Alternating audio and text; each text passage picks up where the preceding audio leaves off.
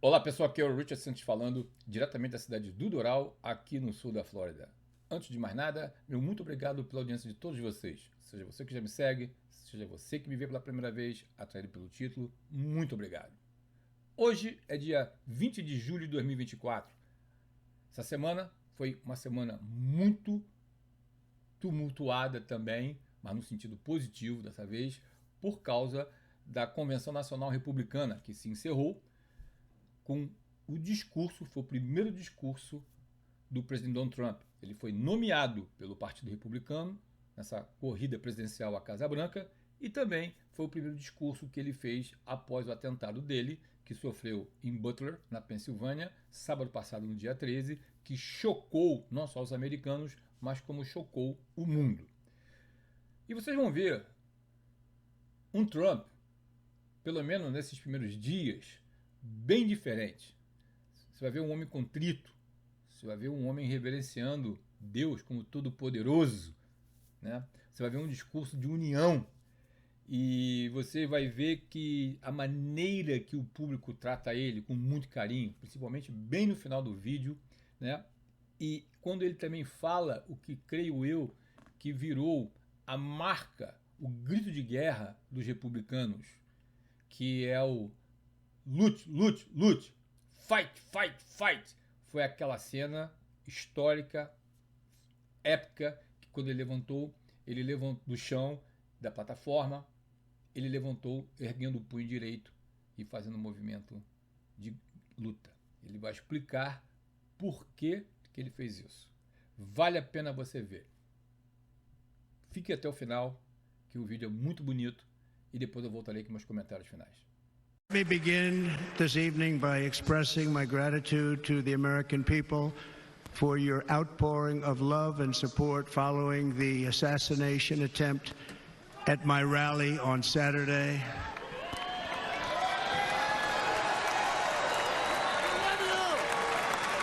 As you already know, the assassin's bullet came within a quarter of an inch of taking my life. So many people have asked me, what happened? Tell us what happened, please. And therefore, I will tell you exactly what happened, and you'll never hear it from me a second time because it's actually too painful to tell. It was a warm, beautiful day in the early evening in Butler Township in the great Commonwealth of Pennsylvania. Music was loudly playing, and the campaign was doing really well.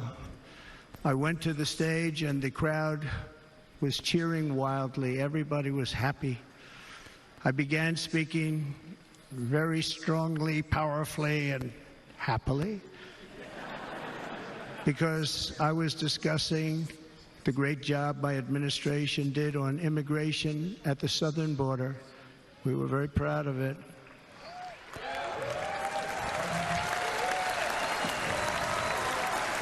Behind me and to the right was a large screen that was displaying a chart of border crossings under my leadership.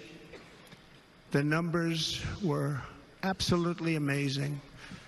In order to see the chart, I started to, like this, turn to my right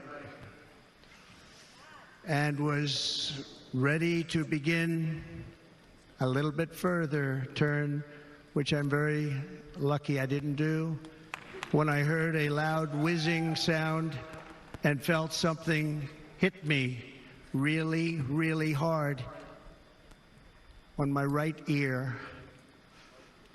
I said to myself, wow, what was that? It can only be a bullet. And moved my right hand to my ear, brought it down. My hand was covered with blood, just absolutely blood all over the place. I immediately knew it was very serious, that we were under attack, and in one movement proceeded to drop to the ground.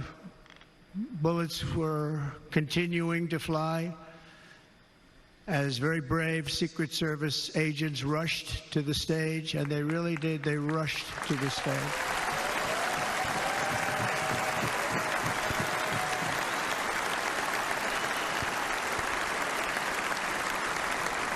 These are great people, at great risk, I will tell you, and pounced on top of me so that I would be protected. There was blood pouring everywhere, and yet, in a certain way, I felt very safe because I had God on my side. I felt that.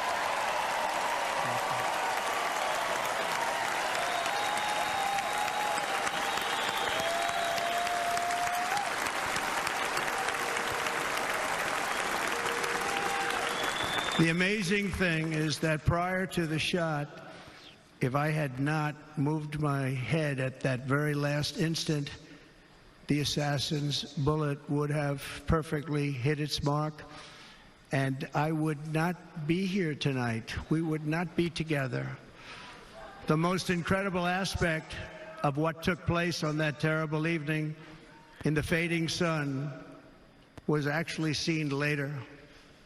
In almost all cases, as you probably know, and when even a single bullet is fired, just a single bullet, and we had many bullets that were being fired, crowds run for the exits or stampede, but not in this case. It's very unusual.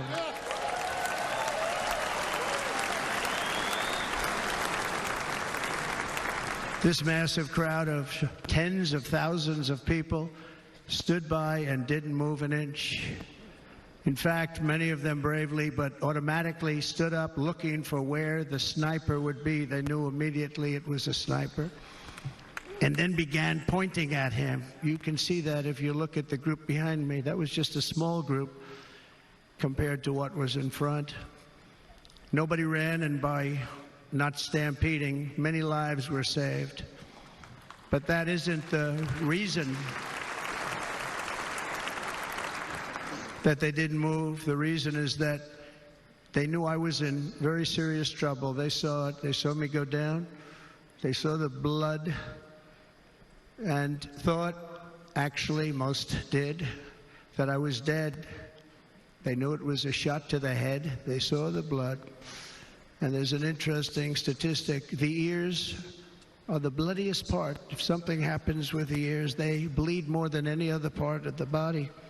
For whatever reason, the doctors told me that. I said, why is there so much blood? He said, it's the ears. They bleed more.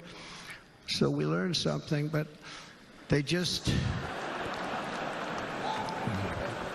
this beautiful crowd, they didn't want to leave me. They knew I was in trouble. They didn't want to leave me. And you can see that love written all over their faces.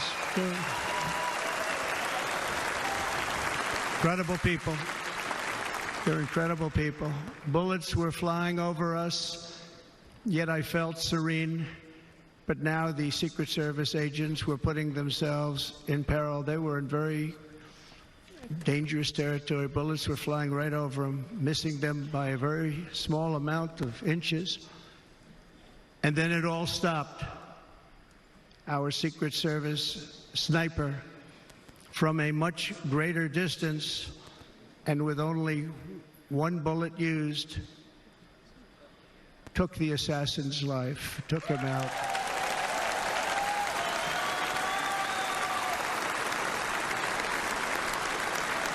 I'm not supposed to be here tonight. Not supposed to be here. Yes, you are. Yes, you are. Yeah.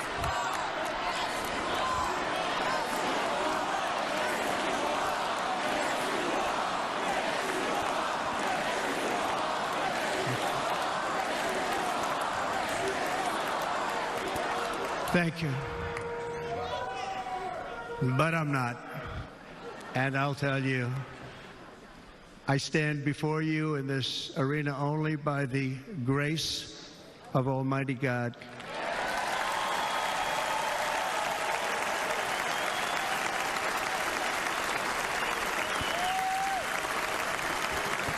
In watching the reports over the last few days, many people say it was a providential moment. Probably was. When I rose, surrounded by Secret Service, the crowd was confused because they thought I was dead, and there was great, great sorrow. I could see that on their faces as I looked out. They didn't know I was looking out. They thought it was over. But I could see it, and I wanted to do something to let them know I was okay. I raised my right arm, looked at the thousands and thousands of people that were breathlessly waiting, and started shouting, "Fight, fight, fight."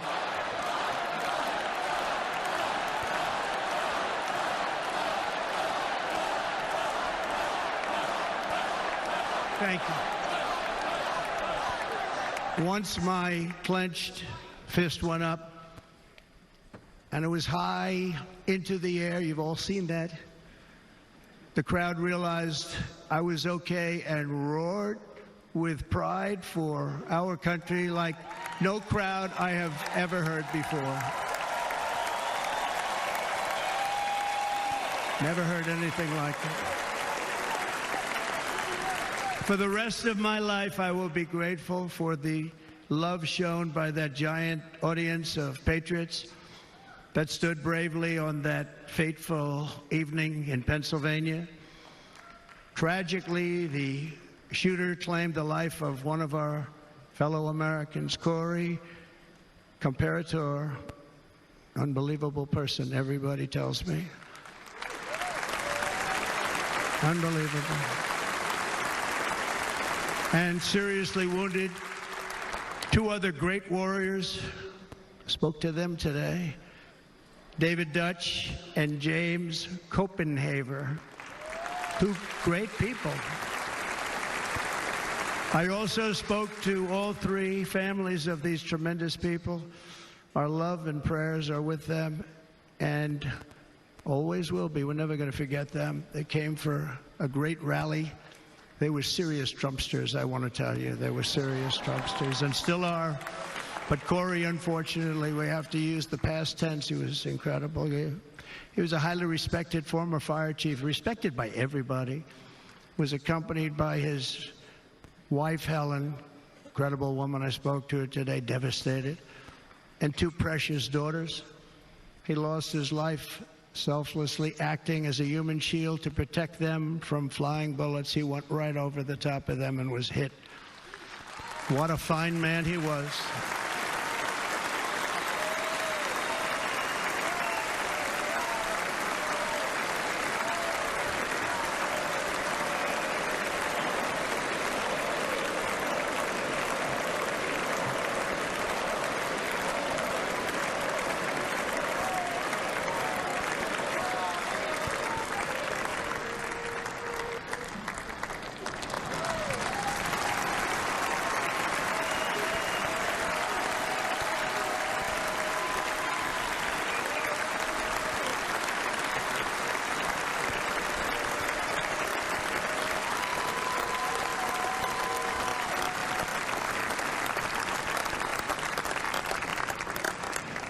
I want to thank the fire department and the family for sending his helmet, his outfit, and it was just something, and they're going to do something very special when they get it. But we did something which cannot match what happened, not even close.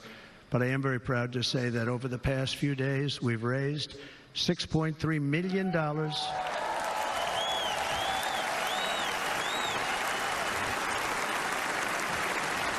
for the families of David, James, and Corey, including from a friend of mine just called up. He sent me a check right here. I just got it. $1 million from Dan Newland. Thank you, Dan. And again, when speaking to the family, I told them, I said, well, I'm going to be sending you a lot of money, but it can't compensate. They all said the same thing. You're right, sir. We appreciate so much what you're doing, but nothing can take the place in the case of Corey. And the other two, by the way, they were very, very seriously injured, but now they're doing very well. They're going to be okay. They're going to be doing very well.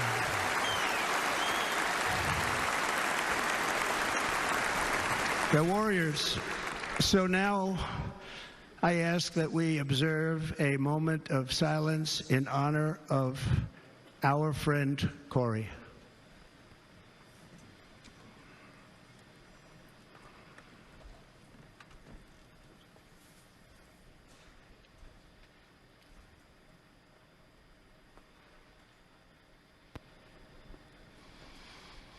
There is no greater love than to lay down one's life for others. This is the spirit that forged America in her darkest hours, and this is the love that will lead America back to the summit of human achievement and greatness. This is what we need. Despite such a heinous attack, we unite this evening more determined than ever. I am more determined than ever, and so are you. So is everybody in this room.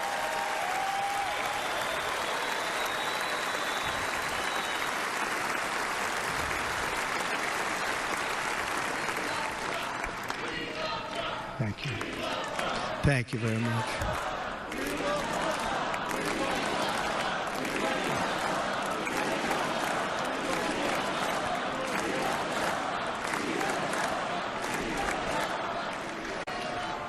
Pessoal, a convenção foi tão bonita, com discursos tão históricos, que muitos comentaristas democratas já selaram a vitória do presidente Donald Trump. Haja visto que, horas depois, como varreu ontem aqui na notícia que viralizou, até o próprio Obama, que é o comandante do Partido Democrata, aconselhou o Biden a sair fora da corrida presidencial. Bem, não vou estender muito o vídeo não, o vídeo eu sei que foi muito longo, mas é um vídeo histórico, muito bonito.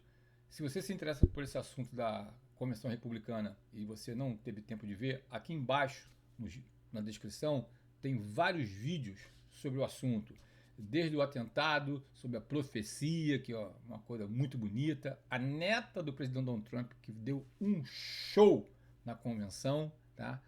E basicamente isso aí. A convenção se encerrou, agora a corrida presidencial toma um outro ritmo, uma outra velocidade, e se Deus quiser, dia 5 de novembro, o presidente Donald Trump será reeleito presidente dos Estados Unidos. Vou ficando por aqui. Como eu sempre fecho meu vídeo, se você me vê pela primeira vez, se acostume. Não se turbe o vosso coração. Saiba que o melhor está por vir e virá. Que o Deus de esperança enche a tua vida, a tua casa de paz e graça. E Deus te abençoe e Deus te guarde. Continuemos orando pelo Brasil. Continuemos orando pelos Estados Unidos. E tenho a certeza que Deus nunca perdeu o controle da situação e não será agora que ele vai perder o controle. Muito obrigado. E até o próximo vídeo.